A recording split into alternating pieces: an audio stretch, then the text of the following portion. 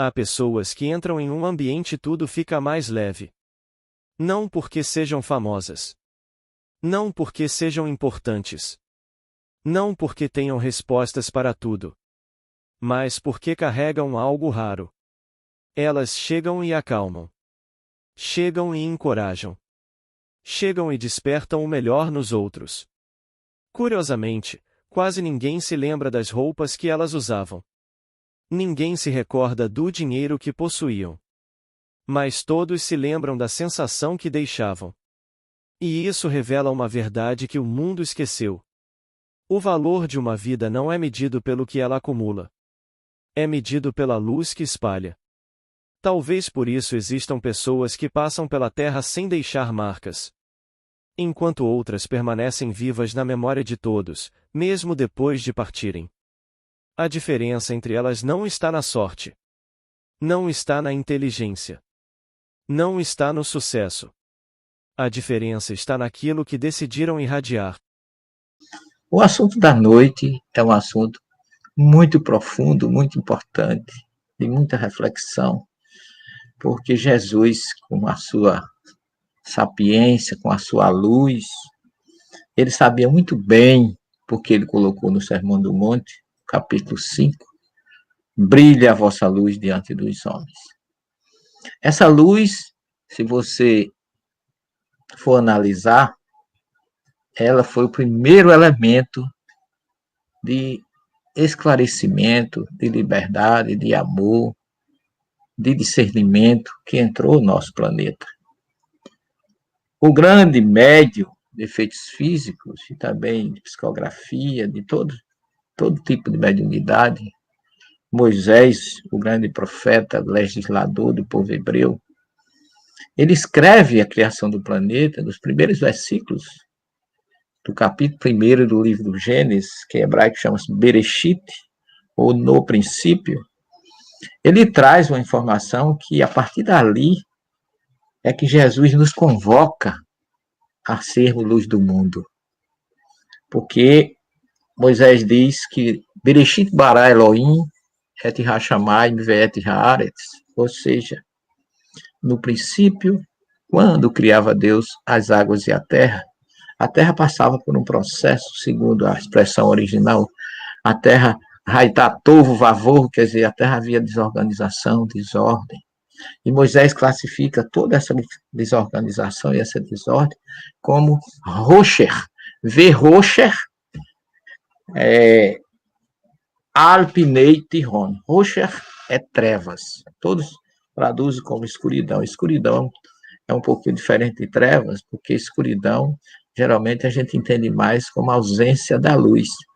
E trevas é uma coisa muito mais profunda, porque Moisés está colocando trevas no primeiro capítulo, ou praticamente no primeiro versículo da Torá, que é o livro sagrado do povo hebreu, ou o primeiro livro do Pentateuco, que nós conhecemos como Gênesis. Então, essa obra, ele coloca que as trevas estavam sobre os abismos, quer dizer, havia uma desordem total, um caos, um estado de distúrbio geral. A palavra torvo-avor é algo assim caótico que espanta aquele que presencia. Mas Deus, com uma palavra só, ele trouxe resolução para o problema. Porque ele disse, vai ri-ur, haja luz. E a luz, vai ri-ur, a luz se fez. Então, a luz veio para combater as trevas. Essa luz, precisamos começar entendendo, para aprofundar um pouquinho, não é a luz do sol, nem da lua, nem dos luzeiros, porque elas só começaram a existir a partir do quarto dia. No quarto dia foi criado os astros, os luzeiros, o sol, a lua, tudo que a gente conhece na ordem da criação. Então, essa luz do primeiro capítulo, ou do primeiro versículo, do primeiro dia, porque tudo isso aconteceu na ordem da criação no primeiro dia, essa luz não é a luz do sol, mas é a luz espiritual. É a luz que veio para combater as trevas. E se a gente perguntar quem é essa luz criada no primeiro dia, nós temos que dizer que até Roberto Carlos fala, que essa luz só pode ser Jesus. Jesus chega no primeiro versículo da criação, quando ele declara em João 17,5, que antes da criação dos céus e da terra, ele já estava com Deus. Ele já estava recebendo de Deus a responsabilidade, com amor, de cuidar de todos nós. Então, essa luz maravilhosa, que é Jesus, ela entra em nossas vidas no primeiro dia da criação do nosso planeta, segundo nos narra Moisés. Por isso que nós espíritas temos que valorizar muito as 3 revelações. Como Emmanuel fala, que são 3 revelações distintas, porém não se antagonizam, mas se completam.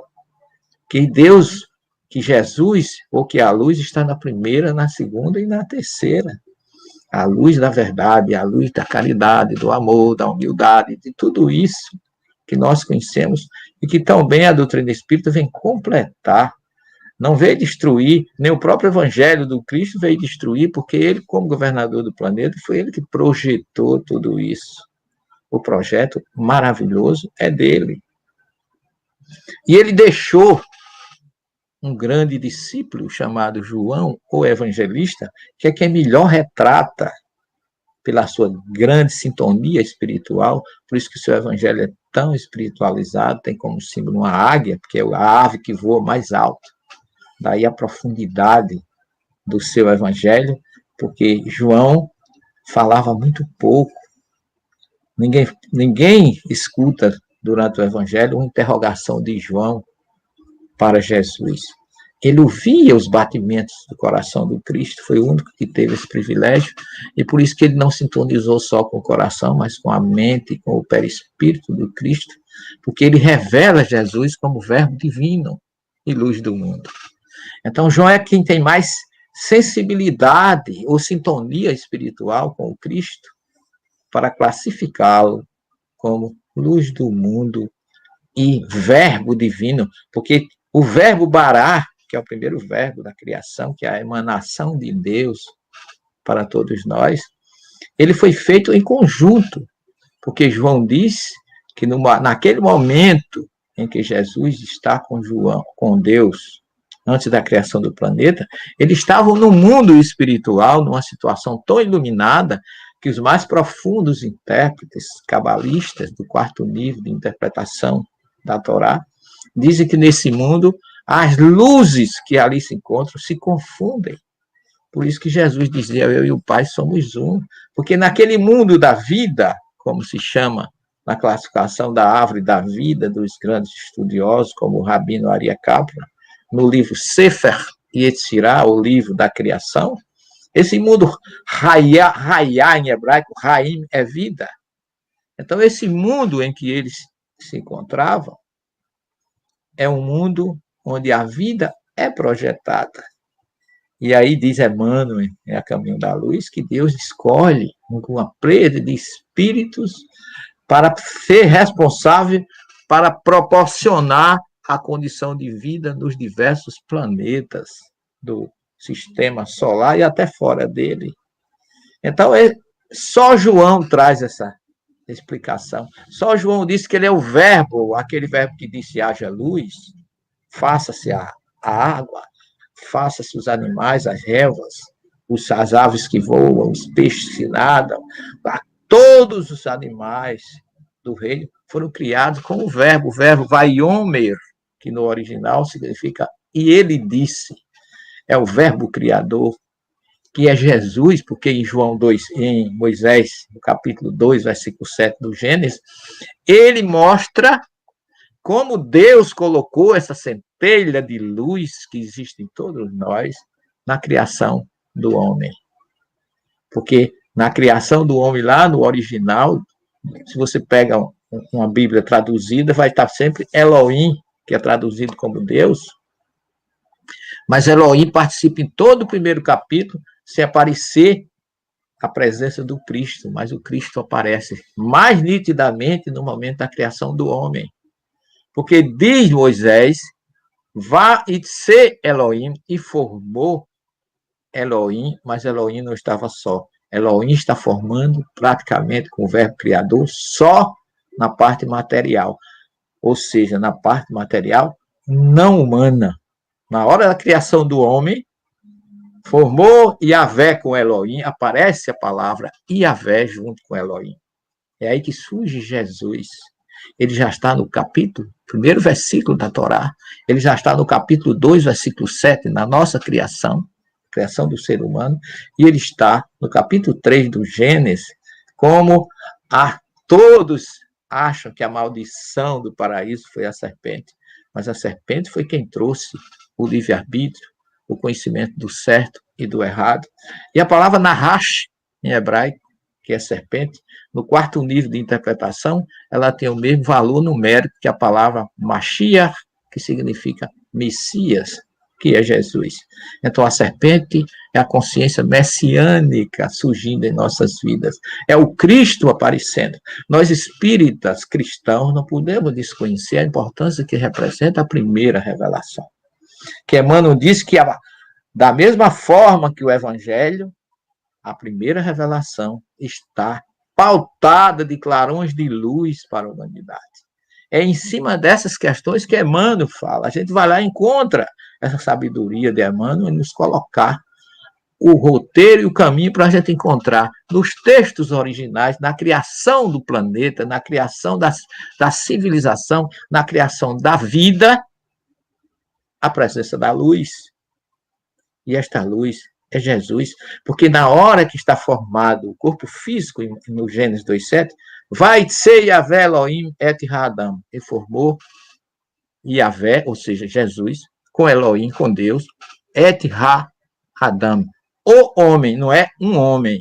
A partícula, objeto direto no idioma original, na gramática hebraica, mostra que esse et é um objeto direto, significa o homem, e não um homem, muito menos o primeiro homem.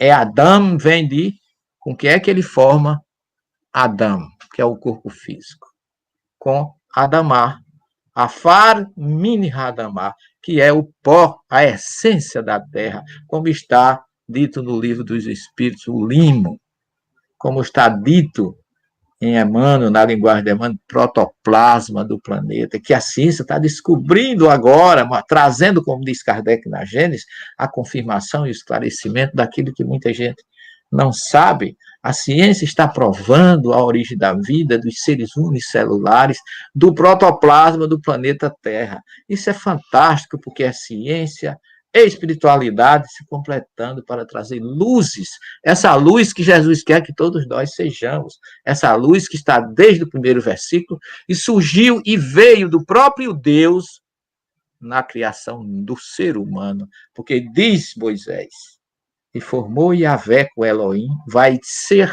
Yahvé Elohim et Hadam, e formou o homem, Afar Min Hadamah, da essência daquilo que tem de melhor no planeta, que Adamá é solo, mas é a perfeição do solo, que a palavra terra em hebraico tem outro nome, não é Adamá, não, é Haaretz, e Haaretz é solo, mas Adamá é o solo puro, a essência pura extraída do solo, e é disso que foi feito o nosso corpo.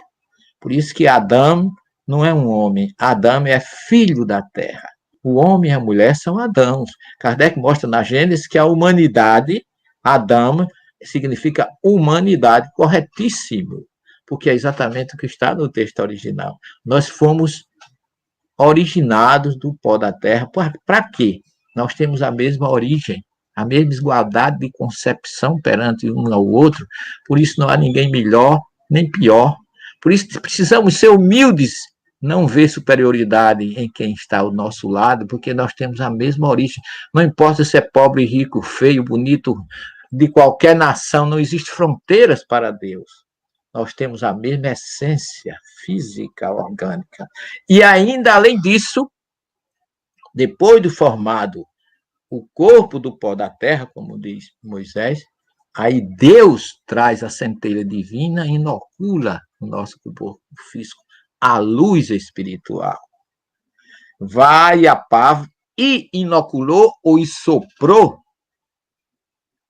Nishimat Raim, um sopro de vidas, um sopro iluminado, um sopro eterno,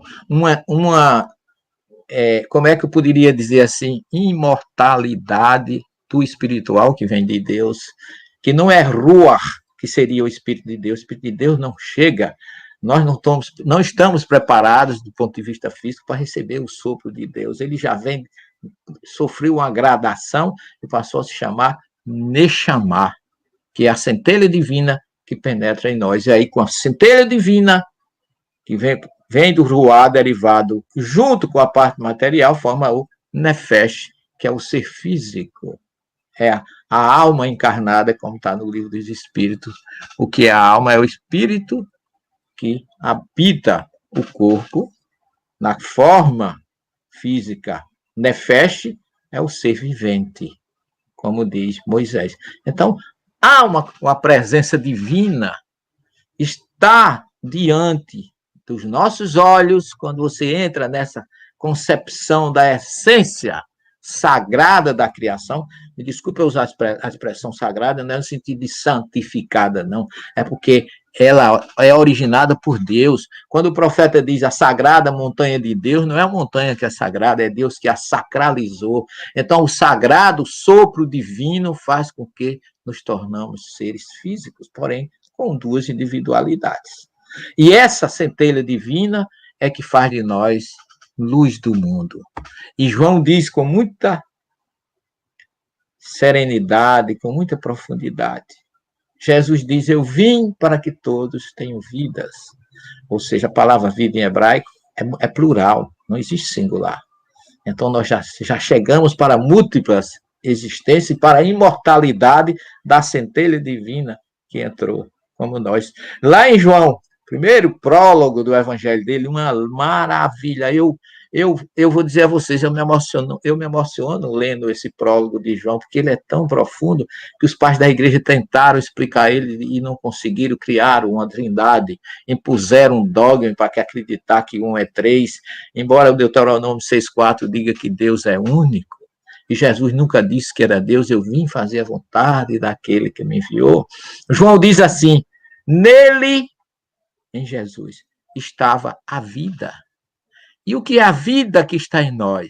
A luz dos homens. Olha que coisa profunda, meus queridos. Porque aquela luz que Deus soprou em nós, foi Jesus que colocou junto com ele. Por isso que João disse que nele estava a vida. E o que é a vida? A luz dos homens. Aquela centelha divina é a nossa vida. Porque acabou, ela saiu do corpo, acabou, a gente sabe disso. É tanto que a gente não morre, a gente desencarna, essa expressão da doutrina espírita. E ele não era a luz, faz referindo-se a João o Batista, mas veio para dar testemunho da luz, para iluminar ele veio para iluminar as trevas. Olha aí, ele não veio iluminar o sol, nem iluminar o planeta, ele veio iluminar as trevas. Que trevas? Ele veio destruir o orgulho, a inveja, o egoísmo, a violência, o desamor. Porque a luz dele é essa. A luz resplandeceu nas trevas. Olha a expressão que João traz. A luz, o Cristo. Mas as trevas não o compreenderam. Não compreenderam essa luz que irradiava de Cristo. A luz verdadeira. Nele estava a vida, e a vida é a luz dos homens, a luz verdadeira, a luz que emana do próprio Cristo. E Emmanuel diz com muita propriedade que Jesus é a luz do princípio, que nas suas mãos misericordiosas repousam os destinos do mundo. Porque ele realmente é o ser que caracteriza essa luz.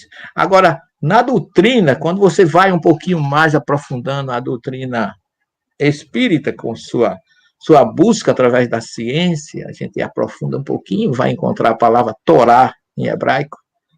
Torá é uma palavra formada da última letra do alfabeto hebraico, que é o Tav, T, e na sequência vem Or, luz. E, por último, uma desinência feminina, que é o rei, que é uma letra que denota, na gramática hebraica, o feminino. Por isso você não deve chamar o Torá, a palavra é feminina, a Torá. A Torá, gente, é formada do Tav, da desinência feminina e da luz. Ou seja, na Torá existe luz. Por quê? A luz da libertação, a luz do conhecimento, a luz que emana de Deus e do Cristo Jesus sobre todos nós. E essa luz no paraíso simboliza os nossos pais, porque a palavra Horim, pais, quer dizer pai e mãe, não é pais com Z, mas pais com A e S, os pais, em hebraico se pronuncia essa palavra, significa Horim. É uma letrinha, rei, a luz, Roor, e uma desinência do plural, IM, Horim. Ou seja, os pais, aqueles que nos recebem, que nos dá a vida física, também eles têm contido na sua condição de pais a palavra luz.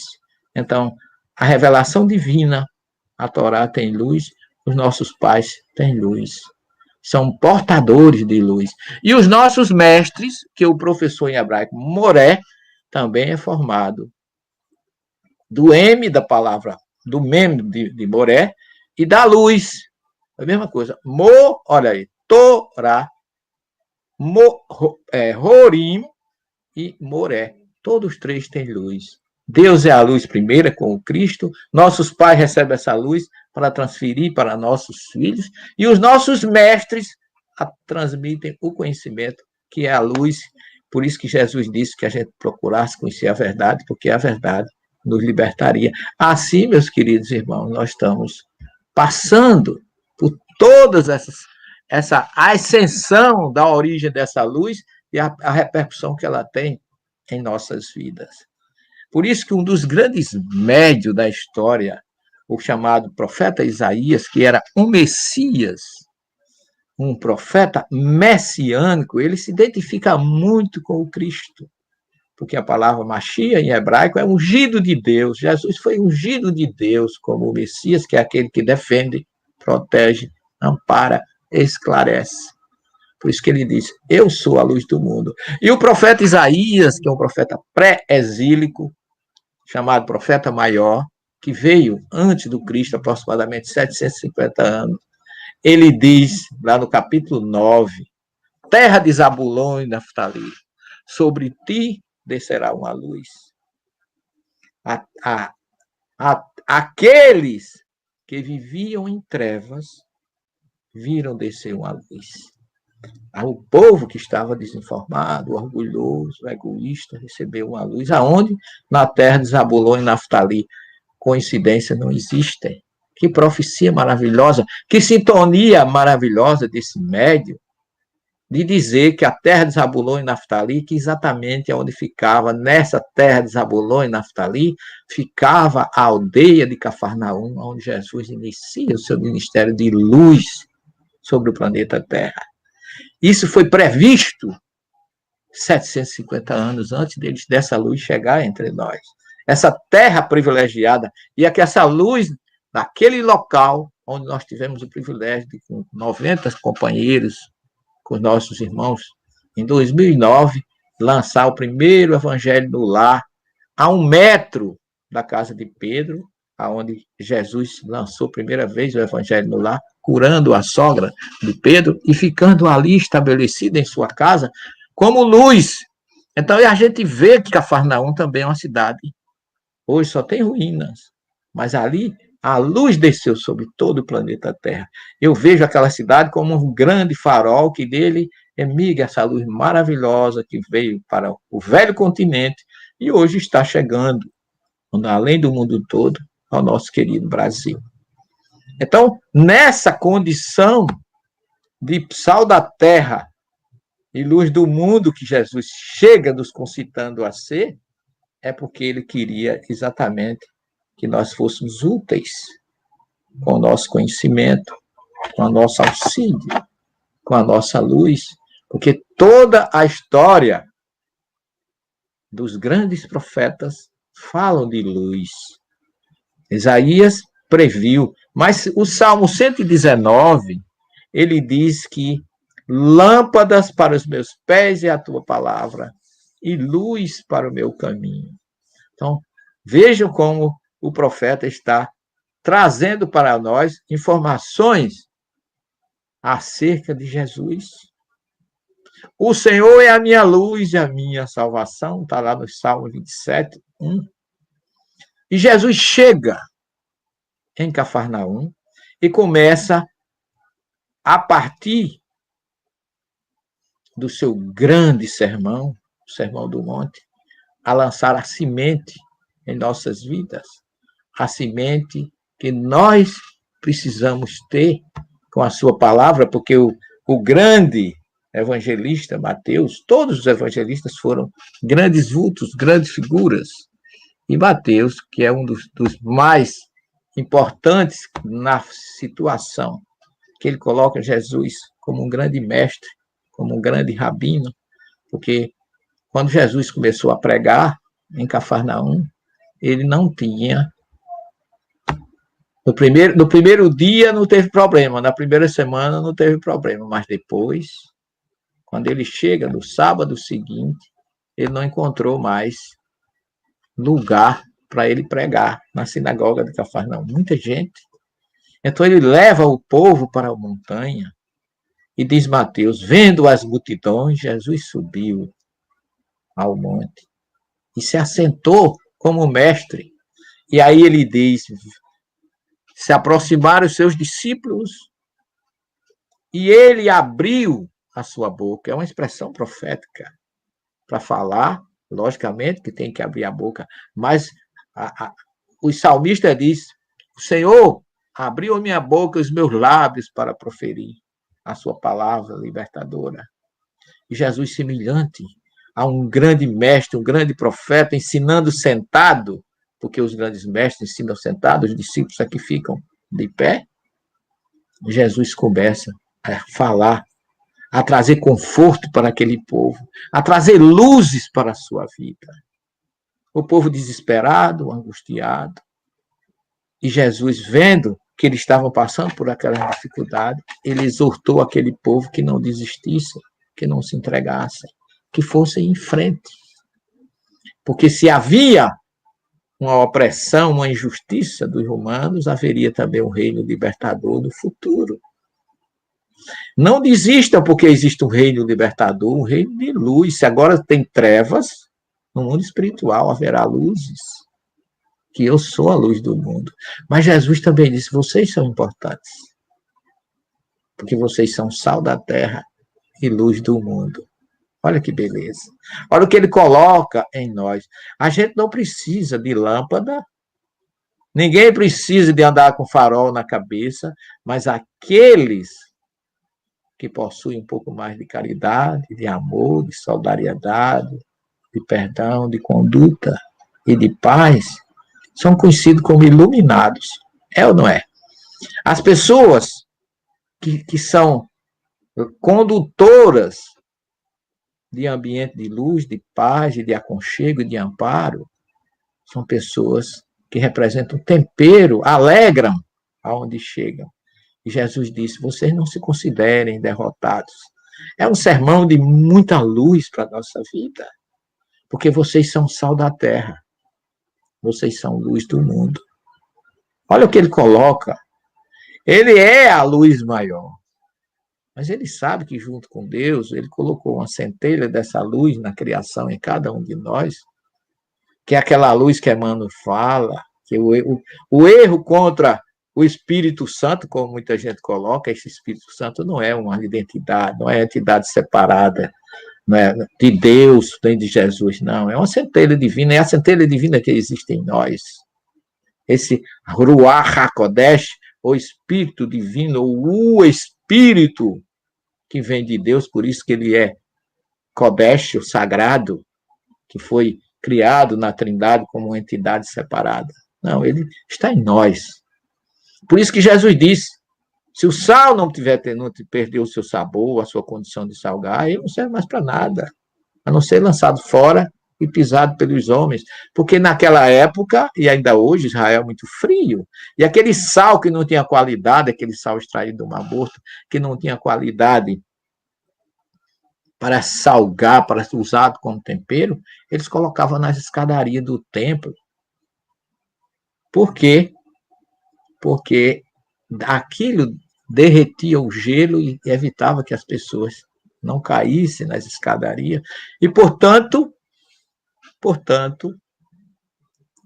aquele sal que não servia para sagar, servia para ser pisado pelos homens. Jesus estava falando para quem conhecia o que ele estava dizendo. Não era para pessoas que não soubessem. Está falando para galileus, para judeus, samaritanos, pessoas de Decápolis, de Além Jordão, da Síria, povos daquela circunvizinhança, como diz Mateus 4:25, que conheciam todo aqueles cuidados, aqueles gestos, aqueles costumes existentes naquela época. Então, vocês são o sal da terra. Vocês têm que levar alegria onde vocês chegarem. E aí ele aprofunda mais: vós sois a luz do mundo. Não se pode esconder uma cidade edificada sobre um monte. Jesus estava falando às margens do mar da Galiléia. Galiléia é uma cidade com altos e baixos. Tem muitas montanhas, tem muitas cidades em cima das montanhas, tem até Alta Galiléia e Baixa Galiléia, aonde ficava Cesareia de Filipe, onde Jesus esteve, na Alta Galiléia. E aquele costume ele transferia para nós. Vocês têm que ser sal da terra.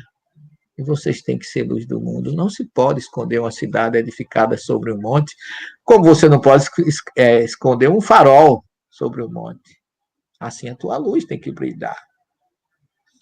Nem se acende a candeia para colocar debaixo do velador, mas sobre, ou seja, Jesus está dizendo que nós somos luz na sociedade. A nossa luz tem que brilhar no trânsito, no trabalho, nas conduções e nas situações diversas da nossa vida. A gente tem que fazer que a nossa luz brilhe. Mas não é acendendo um farol, é levando. Veja porque ele diz: brilhe a vossa luz na cidade. Em casa, como pai, filho, marido, esposo, quem quer que nos cerque, tem que entender que nós somos luzes. E aí ele fecha em nós, ele começa do geral para o particular. Na cidade, no lar, e depois você vem para o pessoal. Assim, brilhe a vossa luz diante dos homens, para que vejam as vossas boas obras e glorifiquem vosso Pai que está nos céus. Jesus está transformando luz em obras. E aqui entra, fechando o nosso raciocínio, a terceira revelação.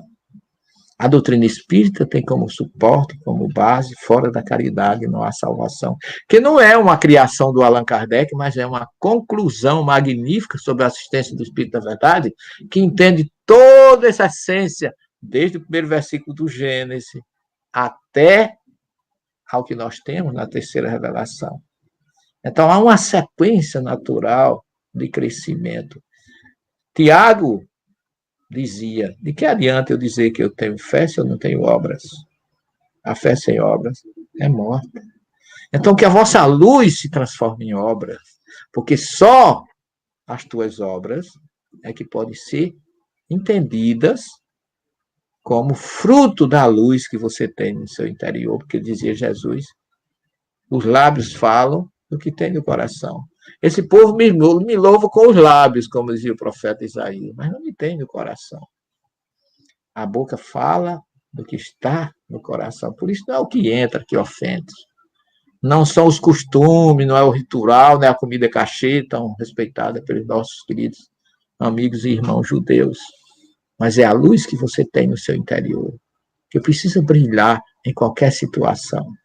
E a caridade, que é um ponto defendido com muita satisfação, Paulo de Tarso também defendia. Não entendo como é que alguns cristãos acham que não precisa de nenhum esforço para crescer. Como é que você quer chegar a Jesus, que é luz, sem fazer com que a sua luz brilhe pelas suas atitudes e pelas suas obras? Ele deixou bem claro: não é o que diz o Senhor que entrará no reino dos céus, mas aquele que faz com que a sua luz se extravase em atitudes, em ações, em caridade, em dar de comer a quem tem fome, beber a quem tem sede, vestir os nus, visitar os presos e encarcerados. Se você não faz isso, de que adianta? Muitos dirão naquele dia, Senhor, não fizemos milagre, curamos enfermos, fizemos... Eu não te conheço, trabalhadores infiéis. É fantástico essa colocação de Jesus para todos nós. Nós somos responsáveis para cultivar a centelha divina, a luz do mundo que ele diz que nós somos. Por que é que ele diz que nós somos luz do mundo? Porque ele inoculou junto com Deus essa luz em todos nós. E ela só pode brilhar se a gente permitir que ela brilhe. Não vamos ofuscar, não vamos obnubliar, não vamos enclausurar esta luz. Deixemos que ela extravase em nós, com atitudes, com entendimento, com fraternidade. E o Espiritismo, nesse ponto, me deixa muita vontade. Não faço proselitismo, eu sou espírita por opção, por conhecimento. Ninguém nunca me disse que eu fosse. As minhas pesquisas, as minhas buscas científicas me levaram a ser espírita. Estou muito feliz, não vou chamar ninguém para ser. Mas ninguém por favor, não venha me pedir que eu não seja. Porque eu incorporei essa doutrina nos meus sentimentos, na minha vida, e admiro a racionalidade de um mestre como Allan Kardec, que mostrava que a gente tem que ter fé com razão. É mente e coração. Fé sem atitude, da boca para fora, não pode ser classificada como fé. Se você tem alguma coisa a mais, você não precisa dizer que tem. As pessoas identificam em você. Não é o que diz Senhor, que entrará no reino dos céus. Jesus passa para nós a responsabilidade de sermos alguém que representa uma doutrina, que representa uma filosofia. Aonde você estiver, meu querido, não importa a religião, deixe sua luz brilhar. Não seja um trabalhador infiel, como disse Jesus, quando aqueles disseram, eu curei em teu nome, mestre. Paulo dizia isso também. Paulo dizia, tenha piedade sem interesse material, seja piedoso sem interesse material. Ele diz na sua carta a Timóteo, capítulo 6, versículo 6. Então ele dizia que ele não era pesado a comunidade nenhuma. Eu vivo do meu trabalho. E é isso que a doutrina nos ensina. Não vamos viver da nossa religião, vamos viver para a nossa religião. Vamos viver para servir. Faça como nos ensina o Talmud. Você quer servir a Deus? Trabalhe. Depois do expediente, vá servir a Deus. Não viva da sua religião, como Jesus nos orientou e orientou os seus discípulos no capítulo 10 do Evangelho de Mateus. Ide, pregai o Evangelho. Curai os doentes, ressuscitai os mortos, conduzir os espíritos sofredores, dai de graça o que de graça recebeste. Meus espíritos, meus discípulos serão conhecidos por muitos se amarem.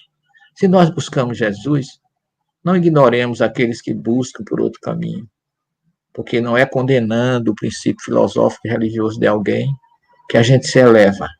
Quem está bem na sua religião não condena a religião absolutamente de ninguém. Então, meus queridos irmãos, encerrando as nossas humildes pequenas palavras, eu rogo ao Mestre Jesus que faça com que as luzes que estão em vocês possam brilhar, possam ofuscar aqueles que os cercam, mas ofuscar, transformando as trevas de cada um em luzes, destruindo o orgulho, o egoísmo, a inveja e transformando nos dois pilares da doutrina espírita, caridade e humildade. A verdade, como diz a nossa querida irmã Márcia, a gente não precisa falar, a nossa conduta nos identifica, a nossa luz interior diz quem somos. Aquilo é um iluminado. A gente considera isso. Por isso que o budismo procura a iluminação. Jesus está em todas as religiões. Ele não pertence a religião nenhuma. Eu não posso dizer Jesus é meu. Ai, se eu pudesse. Mas eu não posso. Ele está em mim, está em você. Está naqueles que creem, está naqueles que não creem. Porque ele deixou bem claro que não se perderia nenhuma das ovelhas que o Pai lhe confiou. Está lá no capítulo 10, quando ele se intitula O Bom Pastor, no grande evangelho de João, o evangelista. Eu conheço ovelhas que não são deste aprisco, mas eu vou buscá-la. Farei com que ela participe do meu rebanho, haverá um só pastor e um só rebanho. Não sejamos egoístas, não vamos querer Jesus só para nós, ele pertence a todos, até aqueles que não creem, porque faz parte do seu rebanho. Ouçamos o que ele diz, o que ele nos convoca, o que ele nos concita. Brilhe a vossa luz diante dos homens, mas brilhe com obras, com atitudes, com caráter, com ética, com moral, com tudo que for necessário para que a gente tenha realmente uma irradiação espiritual de luzes, de paz e de amor para aqueles que nos cercam. Um dia todos nós seremos lembrados de alguma forma. Não pelas coisas que compramos. Não pelos cargos que ocupamos. Não pelos títulos que acumulamos. As pessoas vão se lembrar de como se sentiram ao nosso lado. Vão se lembrar se trouxemos paz ou inquietação. Se trouxemos esperança ou desânimo. Se trouxemos acolhimento ou indiferença. E essa talvez seja uma das reflexões mais importantes da vida. Quando você entra em um ambiente, o que você deixa ali? Quando você sai de uma conversa, o que permanece no coração do outro? Porque no final, a verdadeira riqueza não é aquilo que guardamos. É aquilo que distribuímos. E talvez a maior missão espiritual de todos nós seja exatamente essa.